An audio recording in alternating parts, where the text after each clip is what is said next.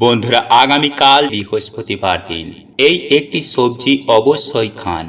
সংসারে হু হু করে অর্থ আসবে। হ্যাঁ বন্ধুরা, আপনারা একেবারে ঠিকই শুনছেন, কারণ বিষ্ণু পুরাণে স্বয়ং ভগবান শ্রী হরি বিষ্ণু নিজে বলেছেন, যদি কোনো ব্যক্তি বৃহস্পতিবার দিন একটু হলেও এই খাবারটি খাদ্য হিসাবে গ্রহণ করবে, সেই ব্যক্তি সারা জীবন সুস্থ ও নিরোগ হয়ে দীর্ঘদিন আনন্দের সহিত বেঁচে থাকতে সক্ষম হবেন। হ্যাঁ বন্ধুরা, এক কথায় বলতে গেলে আপনারা রাজার হালে থাকবেন। এই দিনে করা আমাদের সামান্য কিছু কাজ আমাদের জীবনে অর্থ সুখ সৌভাগ্যে ভরিয়ে দেয়। তাই এই দিন যদি আপনার ঘরে এই তিনটি জিনিস থেকে থাকে, বা যদি আপনারা এই তিনটি জিনিসকে ঘরে রাখেন, তাহলে অর্থ আসবে ঝড়ের বেগে। তাহলে মা লক্ষ্মী কখনোই আপনার গৃহে চঞ্চলা হবেন না। সদা সর্বদাই মা লক্ষ্মী আপনার গৃহে অধিষ্ঠান করবেন এবং আপনার ওপর তার কৃপা দৃষ্টি বর্ষণ করবেন। আর এটি পরীক্ষিত এবং প্রমাণিত। বন্ধুরা, আমরা প্রত্যেকেই চাই যে মা লক্ষ্মী আমাদের ওপর তার আশীর্বাদ ও কৃপা দৃষ্টি বর্ষণ করুক, কারণ মা লক্ষ্মী হলেন সংসারের সুখ শান্তি সমৃদ্ধির দেবী। তিনি আমাদেরকে ধন সম্পদে ভরিয়ে তুলতে পারেন। আবার তিনি রুষ্ট হলে, আমরা মা লক্ষ্মীর কোপে পড়লে চরম ভয়ঙ্কর আর্থিক সংকট নানান দিক থেকে দেখা দিতে পারে। এক কথায় বলতে গেলে জীবনে সুখ শান্তি সমৃদ্ধি হারিয়ে যাবে, একেবারে ভিখারি হয়ে যাবে। তাই চলুন বন্ধুরা, এইবার জেনে নেওয়া যাক যে কোন কোন কাজগুলি করলে আপনারা মা লক্ষ্মীর আশীর্বাদ ও কৃপা সদা সর্বদাই পেতে সক্ষম হবেন এবং স্বয়ং মা লক্ষ্মী আপনার গৃহে স্থায়ীভাবে অধিষ্ঠান করবে। বন্ধুরা, হিন্দু সনাতন ধর্মে বলা হয়ে থাকে যে মা লক্ষ্মী অত্যন্ত চঞ্চলা প্রকৃতির। তাই তাকে শান্ত করে আপনার গৃহে স্থায়ীভাবে রাখতে অতি অবশ্যই আপনাকে বিশেষ কিছু কার্য করতে হবে। হ্যাঁ বন্ধুরা, আপনারা একেবারে ঠিকই শুনছেন। বন্ধুরা, শাস্ত্র মতে সপ্তাহের 7টি বারের মধ্যে বৃহস্পতিবার হল মা লক্ষ্মীর পুজো আরাধনা করার দিন। আর এই বৃহস্পতিবার দিন যদি আপনারা মা লক্ষ্মীর পুজো আরাধনা করতে পারেন, তাহলে মা লক্ষ্মী আপনাদের ওপর অত্যন্ত প্রসন্ন হবেন এবং আপনারা তার আশীর্বাদ ধন্য হতে সক্ষম হবেন। তাই অবশ্যই আপনারা বৃহস্পতিবার দিন মা লক্ষ্মীর পুজো আরাধনা করুন। তবে তার আগে একটি বিষয় জেনে রাখুন যে মা লক্ষ্মীর পুজো আরাধনা করার দিন বৃহস্পতিবার নিরামিষ আহার গ্রহণ করবেন। কোন রকম আমিষ আহার গ্রহণ করবেন না। বন্ধুরা, আপনারা অতি অবশ্যই চেষ্টা করবেন যে পুজোর পরে মা লক্ষ্মীর পাঁচালী অতি অবশ্যই পাঠ করার। বন্ধুরা, মা লক্ষ্মীর পাঁচালী পাঠ করলে মা লক্ষ্মী আপনার ওপর বিশেষভাবে সন্তুষ্ট হবেন। বন্ধুরা, মা লক্ষ্মী পদ্ম ফুল অত্যন্ত পছন্দ করেন। আপনারা একটু খেয়াল করে দেখবেন, মা লক্ষ্মীর হাতে পদ্ম ফুল থেকে থাকে। তিনি একই সঙ্গে পদ্ম ফুলের মালা পরতেও অত্যন্ত পছন্দ করেন। তাই আপনারা বাড়িতে নিত্য লক্ষ্মী পুজো করার সময় চেষ্টা করবেন মা লক্ষ্মীকে একটি পদ্মমালা নিবেদন করার। আর যদি আপনার পক্ষে সেটা সম্ভব না হয়ে থাকে, তাহলে অন্তত পক্ষে একটি পদ্ম ফুল মাকে নিবেদন করবেন। বন্ধুরা, এইবার আমি আপনাদেরকে জানিয়ে রাখি যে আপনারা প্রত্যেকেই চাই অর্থ ও ধন সম্পদ। আর তার জন্যই মা লক্ষ্মীকে আমাদের প্রত্যেকেরই সন্তুষ্ট করতে হয় এবং সারা বছর মা লক্ষ্মীর কৃপা বজায় রাখার জন্য মা লক্ষ্মীর আরও অত্যন্ত প্রিয় জিনিস হলো খাদ্যদ্রব্য, ধান, চাল, বা যাকে আমরা অন্ন বলে থাকি। তাই কখনোই কিন্তু আপনারা অন্ন নষ্ট করবেন না। বন্ধুরা, শাস্ত্র মতে বলা হয়ে থাকে যে প্রত্যেকের জন্যই নির্দিষ্ট পরিমাণ অন্ন বিধাতা পুরুষ দিয়ে পাঠান। তাই আপনারা যদি অন্ন নষ্ট করেন, তাহলে আপনাদের ভাগ থেকে সেই অন্ন কিন্তু বাদ পড়বে এবং মা লক্ষ্মী আপনাদের ওপরে অত্যন্ত অসন্তুষ্ট হবেন। তাই কখনোই অন্ন নষ্ট করবেন না। যখন আপনারা দেখবেন খুবই সমস্যার মধ্যে পড়েছেন, তখনই কেবলমাত্র বাধ্য হলে এই অন্ন নষ্ট করবেন। এছাড়া কিন্তু কখনোই ভুল করেও অন্ন নষ্ট করবেন না। বন্ধুরা, নষ্ট করার পরিবর্তে দান করা অনেক ভালো একটি উপায়। কারণ শাস্ত্রে বলা হয়েছে যে দান একটি অত্যন্ত পুণ্যজনক কর্ম, তাই আপনারা অন্ন নির্দ্বিধায় দান করতে পারেন। বন্ধুরা, এইবার আমি আপনাদেরকে বলে রাখি যে আপনারা মা লক্ষ্মীকে কর্পূর দান করতে পারেন এবং সেই কর্পূর পরবর্তীকালে তুলে নিয়ে আপনারা আপনাদের যে স্থানে টাকা পয়সা রাখেন বা আপনাদের মানি ব্যাগে সেই কর্পূর একটি কাগজের মধ্যে ভরে আপনারা রেখে দিতে পারেন। বন্ধুরা, আপনারা যদি আপনাদের মানি ব্যাগে বা আপনারা যে স্থানে টাকা পয়সা রাখেন সেখানে যদি আপনারা কর্পূর রাখেন, তাহলে কিন্তু মা লক্ষ্মী সেই কর্পূরের সুগন্ধে আপনার গৃহে দৌড়ে আসবে। বন্ধুরা, একই সঙ্গে আমি আপনাদেরকে এটাও জানিয়ে রাখি যে আমাদের প্রত্যেকের বাড়িতেই একটা ভাড়ার ঘর থাকে, যেখানে ধান চাল প্রভৃতি রাখা হয়ে থাকে। বন্ধুরা, এই বিষয়টি আপনারা অতি অবশ্যই মাথায় রাখবেন যে আপনি কখনোই ধান বা চাল ফুরিয়ে গেলে আপনি বলবেন না যে ধান বা চাল বা অন্ন ফুরিয়ে গিয়েছে।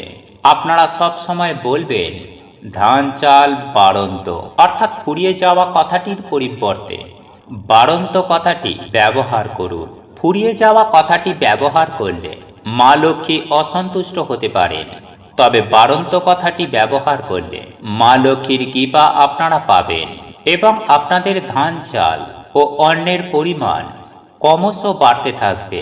হ্যাঁ বন্ধুরা, অন্ন বস্ত্র বাসস্থানের অভাব কখনোই হবে না।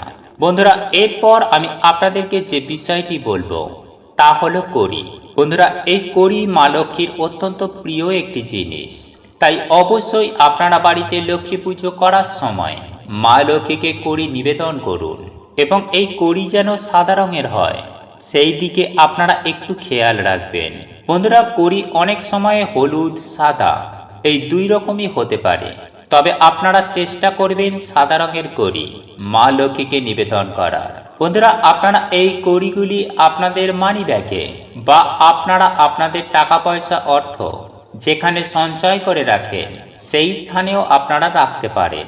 এছাড়াও কড়ির পাশাপাশি শেড, অর্থাৎ যেখানে ধান রাখা হয়ে থাকে, অর্থাৎ ধান মাপার পাত্র, সেই পাত্র অবশ্যই আপনি আপনার ঠাকুর ঘরে মা লক্ষ্মীর পাশে এক সের ধান ভর্তি করে রাখবেন। বন্ধুরা, আপনারা একটু লক্ষ্য করলেই দেখতে পাবেন যে মা লক্ষ্মীর মূর্তি বা প্রতিকৃতির পাশে এই ধানের সের দেখা যায়। মা লক্ষ্মী সদা সর্বদাই এটি নিজের সঙ্গে নিয়ে রাখেন, তাই অতি অবশ্যই মা লক্ষ্মীর এই প্রিয় জিনিসটি আপনারা ঠাকুর ঘরে মা লক্ষ্মীর পাশে রেখে দেবেন। তবে একটি কথা মাথায় রাখবেন যে এই সের কিন্তু কখনোই খালি বা ফাঁকা রাখবেন না, ওই সেরের মধ্যে ধান দিয়ে পরিপূর্ণ করে রাখবেন। বন্ধুরা, একই সঙ্গে আমি আরও একটি বিষয়ের কথা বলবো যে মা লক্ষ্মীর একটি অত্যন্ত প্রিয় ফল হলো নারকেল বা শ্রীফল। বন্ধুরা, আপনারা বাজারে একটু লক্ষ্য করলেই দেখতে পাবেন যে ছোট ধরনের নারকেল পাওয়া যায়, যাকে বলা হয় শ্রীফল। তাই আপনারা আপনাদের গৃহের লক্ষ্মী ঠাকুরের সামনে মা লক্ষ্মীর পুজো আরাধনায় বাড়িতে একটি নারকেল কিনে নিয়ে আসুন এবং মা লক্ষ্মীর চরণে এই শ্রীফলকে নিবেদন করুন। বন্ধুরা, মা লক্ষ্মীর ঘটের সামনে এই শ্রীফলকে রাখতে পারেন। এছাড়াও মা লক্ষ্মীর প্রসাদ হিসাবে আপনারা নারিকেল নাড়ু ব্যবহার করতে পারেন।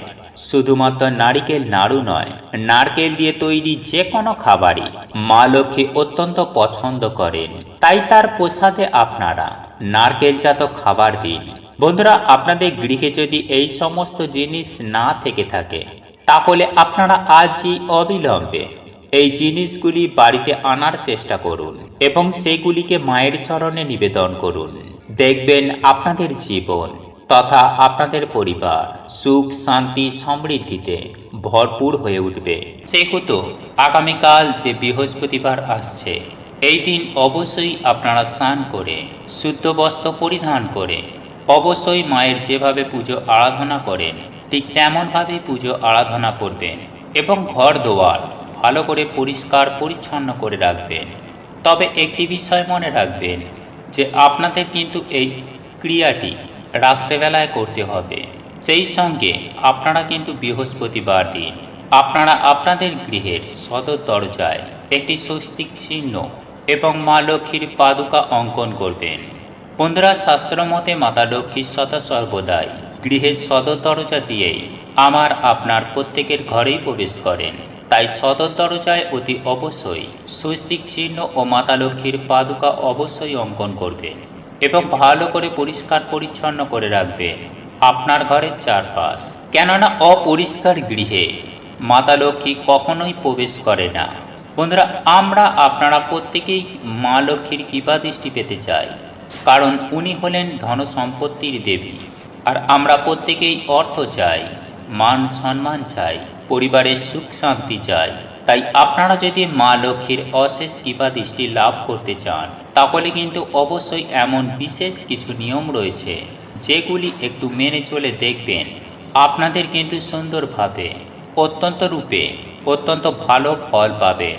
হ্যাঁ বন্ধুরা, মায়ের আশীর্বাদে জীবনে সুখ শান্তি পাবেন, সমৃদ্ধি পাবেন। যাই হোক বন্ধুরা, এইবার আমি আপনাদের জানিয়ে রাখি যে উপায় বা ক্রিয়াটি করার জন্য আপনাদের একটা 16 আনার কয়েন জোগাড় করতে হবে। যদি আপনাদের পক্ষে সম্ভব থাকে তাহলে আপনারা একটি রূপোর কয়েনও নিতে পারেন। দেখুন বন্ধুরা, সেই সঙ্গে সঙ্গে লাগবে একটি হলুদের গাঁট এবং সেই সঙ্গে 5টি সাদা কড়ি। বন্ধুরা, আপনারা আগামী বৃহস্পতিবার দিন স্নান করে শুদ্ধ বস্ত্র পরিধান করে সন্ধ্যার সময় মা লক্ষ্মীর পুজো আরাধনা নিজের ঘরে ঠিকমতো করবেন এবং এই দিন অতি অবশ্যই আপনারা মা লক্ষ্মীর যে লক্ষ্মী পাঁচালী হয় সেই লক্ষ্মী পাঁচালী কিন্তু আপনারা অবশ্যই পড়বেন। বন্ধুরা, আপনার গৃহেতে মা লক্ষ্মীর ছবি বা মূর্তি যেটাই থেকে থাকুক না কেন, ওনার সামনে দুটি ঘিয়ের প্রদীপ প্রজ্বলিত করবেন। এরপর আপনাদেরকে যে কাজটি করতে হবে তা হল, বন্ধুরা, আপনারা যে হলুদের গাঁট সংগ্রহ করেছিলেন সেই হলুদের গাঁটটি এবং ওই 1 টাকার কয়েন ও কড়িগুলি মা লক্ষ্মীর চরণে রেখে দেবেন এবং নিষ্ঠা, ভক্তি ও আন্তরিকতার সহযোগে আপনারা মা লক্ষ্মীর পুজো আরাধনা করবেন। তবে একটি বিষয় মনে রাখবেন যে আপনারা যে হলুদের গাঁট, 1 টাকার কয়েন ও কড়িগুলি আপনারা মায়ের চরণে রেখেছেন সেগুলির ওপরে খুব অল্প করে হলেও কুমকুম লাগিয়ে দেবেন এবং আপনারা যেভাবে আপনার গৃহেতে মায়ের পুজো আরাধনা করেন ঠিক সেভাবেই পুজো আরাধনা করবেন। তবে একটি বিশেষ মন্ত্র আমি আপনাদেরকে জানিয়ে দিচ্ছি। এই মন্ত্রটি কিন্তু সেই সঙ্গে আপনারা 108 বার জপ করবেন। আর এই মন্ত্রটি হল ওম মহাদয়াবীজ বিদ্মহে বিষ্ণুপত্নীচ্ছ ধীমহে তন্ন লক্ষ্মী প্রচোদয়াৎ। বন্ধুরা, এই মন্ত্রটি কিন্তু আপনাদেরকে 108 বার মায়ের সামনে উচ্চারণ করতে হবে।